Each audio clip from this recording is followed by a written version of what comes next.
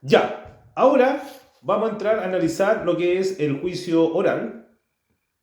Y lo primero es que habla de de la reglamentación, los principios, etcétera, etcétera, etcétera, etcétera. Ya, entonces vamos a ir viendo estos aspectos. Eh, Habíamos dicho que el juicio oral se encuentra regulado en el artículo 281 y siguientes del Código Procesal Penal, hasta el artículo 251. Y dice, el juez de garantía hará llegar el auto de apertura de juicio oral al tribunal competente no antes de 24 ni después de las 72 horas siguientes al momento en que quedare firme. Dicho eso, entonces, tenemos que señalar que en cuanto a la oportunidad, para el juicio oral no es antes de 15 ni después de 60 días desde la notificación del auto de apertura. Además, el tribunal oral ordenará que se cite a audiencia a todos quienes deben concurrir a esta. El acusado deberá ser citado con al menos 7 días de anticipación a la realización de la audiencia. Ahora, vamos a empezar a estudiar los principios en el juicio oral. ¿Cuáles son los grandes principios del juicio oral? El primer principio que se estudia es el principio de la oralidad. ¿Qué implica el principio de la oralidad? Implica que la audiencia de juicio oral se va a desarrollar en forma oral, vale decir, en lo relativo a las alegaciones y argumentaciones de las partes, a las declaraciones del acusado, a la recepción de la prueba y de toda intervención de quienes deben participar en ella. La audiencia de juicio oral se desarrollará en forma oral, tanto en lo relativo a las alegaciones y argumentaciones de las partes, a las declaraciones del acusado, a la recepción de la prueba y de todos quienes deban participar en esta. Las resoluciones serán dictadas y fundamentadas verbalmente por el tribunal. Se entenderán notificadas desde su pronunciamiento. El tribunal no emitirá las presentaciones o argumentaciones por escrito. Ese es el principio de la oralidad. Vamos con un segundo principio, que es el principio de la inmediación. ¿Qué es el principio de inmediación? La audiencia de juicio oral se realizará con la presencia ininterrumpida de los jueces que integrarán el tribunal y del fiscal. Inmediación. La audiencia de juicio oral se realizará con la presencia ininterrumpida de los jueces que integrarán el tribunal y del fiscal. La infracción a lo dispuesto acarrea la nulidad del juicio oral y de la sentencia. El acusado deberá estar presente durante toda la audiencia. La presencia del defensor durante la audiencia de juicio oral es un requisito de validez. La no comparecencia o abandono implica que el tribunal debe designar a un nuevo defensor.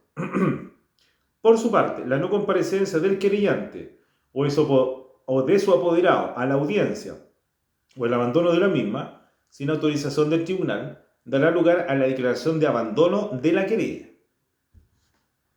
Tercer principio, principio de la publicidad. ¿Qué es el principio de la publicidad? La audiencia de juicio oral será pública, pero el tribunal podrá disponer ciertas medidas para proteger la intimidad, el honor o la seguridad de cualquier persona que debe tomar parte en el juicio. Continuidad. Artículo 282, 283 y concentración. ¿Ya? Eso es, a grosso modo, algunos de los principios del juicio oral.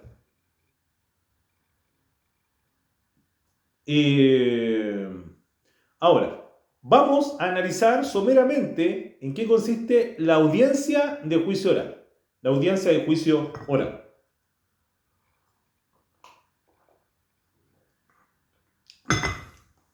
Dice, actuaciones previas, dice acá. El juez de garantía deberá remitir el auto de apertura de juicio oral al tribunal competente dentro de las 48 horas en que quedare firme, número 1. 2. El juez de garantía debe poner a disposición del tribunal oral y lo penal a las personas sometidas a alguna de las medidas cautelares. Número 3. El tribunal oral en lo penal debe fijar fecha para la celebración de la audiencia, la que se celebrará no antes de 15 ni después de 60 días, contado desde el auto de apertura. Y número 4. En esta resolución se indicará el nombre de los jueces que integran la sala y se ordenará la citación de quienes todos deban concurrir a esto. Alegato de apertura. Número 2. Alegato de apertura. En el día y hora fijado, el tribunal se va a constituir con la asistencia del fiscal, del acusado, de su defensor y los demás intervinientes. El presidente de la sala señalará las acusaciones que deberán ser objeto del juicio, contenidas en el auto de apertura. 3. Luego concederá la palabra al fiscal para que exponga su acusación, al querellante para que la sostenga, así como la demanda civil. Luego viene la declaración del imputado. Luego de las exposiciones del fiscal y del querellante, se indicará al acusado que tiene la posibilidad de ejercer su defensa. Al efecto, se ofrecerá la palabra al abogado defensor, quien podrá exponer los argumentos que fundare su defensa. Asimismo, el acusado podrá prestar declaración y podrá ser interrogado directamente por el fiscal, el querellante y el defensor. Finalmente, él o los jueces podrán formular preguntas destinadas a aclarar sus dichos. Luego viene la fase de prueba y la fase de sentencia. ¿Ya?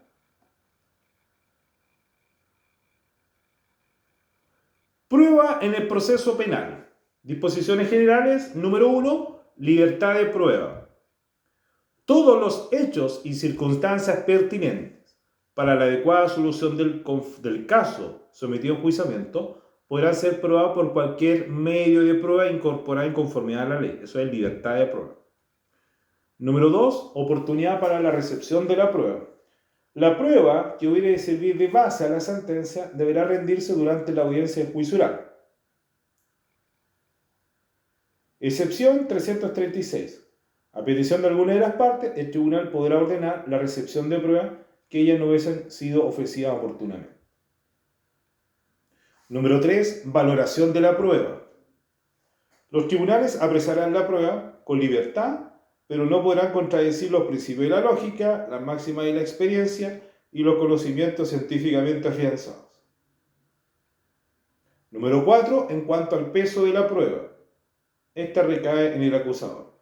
El acusado no está obligado a probar nada. Presunción de inocencia.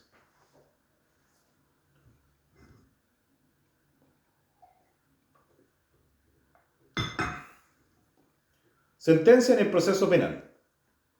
Deliberación. Inmediatamente después de clausurado el debate, los miembros del tribunal que hubieran asistido pasarán a deliberar en privado. Pronunciamiento del veredicto. Una vez concluida la deliberación privada, la sentencia definitiva que recae en el juicio oral deberá ser pronunciada en la audiencia respectiva, comunicándose la decisión relativa a absolución o condena por cada uno de los delitos que se le imputaren, indicando respecto de cada uno de ellos los fundamentos principales, tomando en consideración para llegar a esas conclusiones. ¿Ya?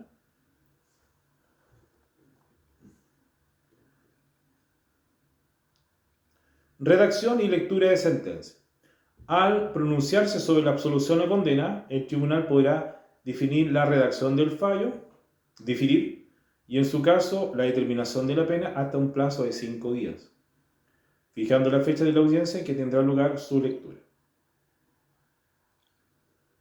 Una vez redactada la sentencia, se dará a conocer en la audiencia fijada al efecto, oportunidad a contar del cual se entenderá notificada a todas las partes, aunque no asista.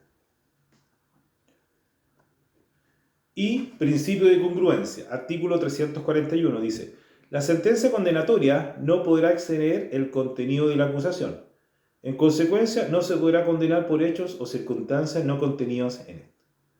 Con todo, el tribunal podrá dar al hecho una calificación jurídica distinta de aquella contenida en la acusación, o apreciar la concurrencia de circunstancias agravantes de la responsabilidad penal no incluidas en estas, siempre que hubiese advertido a los intervinientes durante la audiencia.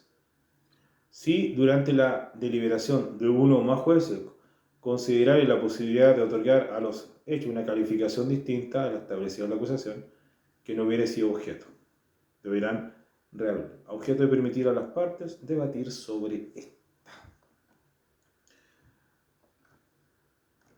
Eso es en cuanto al juicio oral.